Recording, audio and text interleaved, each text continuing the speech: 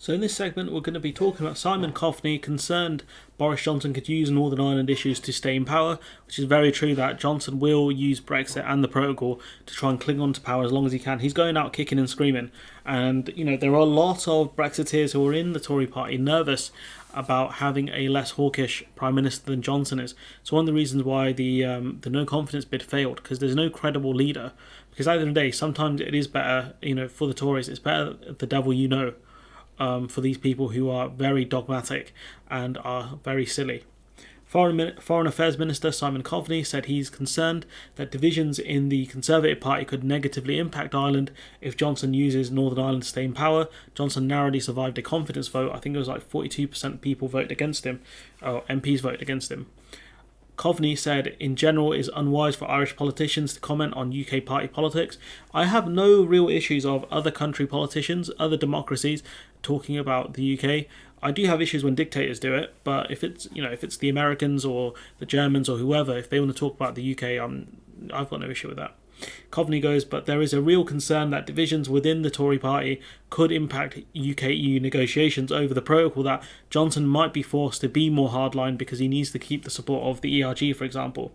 If those divisions within the Tory party impact on Ireland because the Prime Minister or the British government decides in order to maintain support within the party they have to take a tougher line on Brexit or on the protocol, well then obviously divisions in the Tory party and in the British government impact on Ireland, because he's absolutely right here that if Johnson has to take a harder line because he's not very popular, it will negatively impact Ireland, because if he scraps the protocol, this written before the legislation is published, or recorded, should I say, what happens then? Where do you put that border?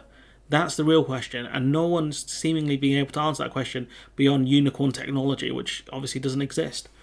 So he's absolutely right to be talking about British politics, because at the end of the day, this will impact Ireland. That border question will bother Ireland for a long time now, until there's reunification. Speaking on RTE's Morning Ireland programme, Coveney said Irish and EU negotiators are ready to sit down with members of the UK government and the DUP to iron out the Brexit agreement.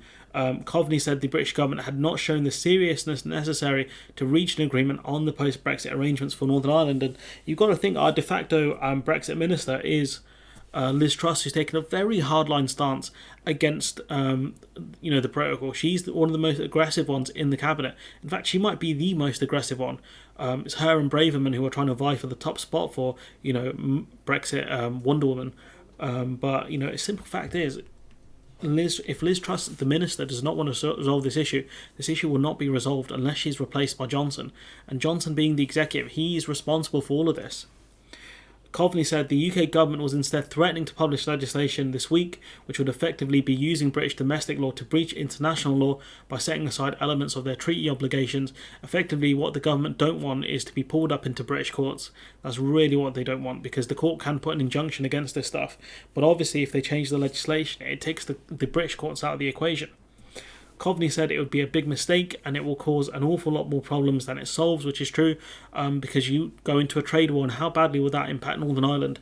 If a hard border goes up in the island of Ireland, it will kill so many different industries in Northern Ireland, dairy being one of them. Dairy will be an absolute casualty of a trade war, and I'll talk about that at another point. Whoever is the British Prime Minister, we will look to work with them, said Coveney, but what we don't want to see is Ireland being part of a strategy to maintain support within the Tory party in the context of a hardening position on the protocol, he said, and the EU should be able to see through that if Johnson is taking a more hardline approach to kind of get him to conference in September, the EU will see straight through that and not offer concessions, and will keep the threat of a trade war on. The EU right now, right now is a Saturday, but they should be working on retaliation. They should be working on some sort of retaliation now. Like, what exactly are they going to put tariffs on if a trade war were to break out? The rest of this article is about other stuff. It's about passports. So they're not important for the purposes of this video. Point being is that the EU need to be ready to act, because on Monday, that legislation, on the 12th, 13th even, that legislation will be published. The question is, what are the EU going to do? Are they going to sit and wait for it to be used, or are they going to take some sort of retaliation action?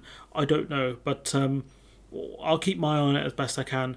But in the meantime, like the video, comment, subscribe, support the channel on Patreon if you can, share the video out with anyone who might be interested, and I'll catch you in the next one.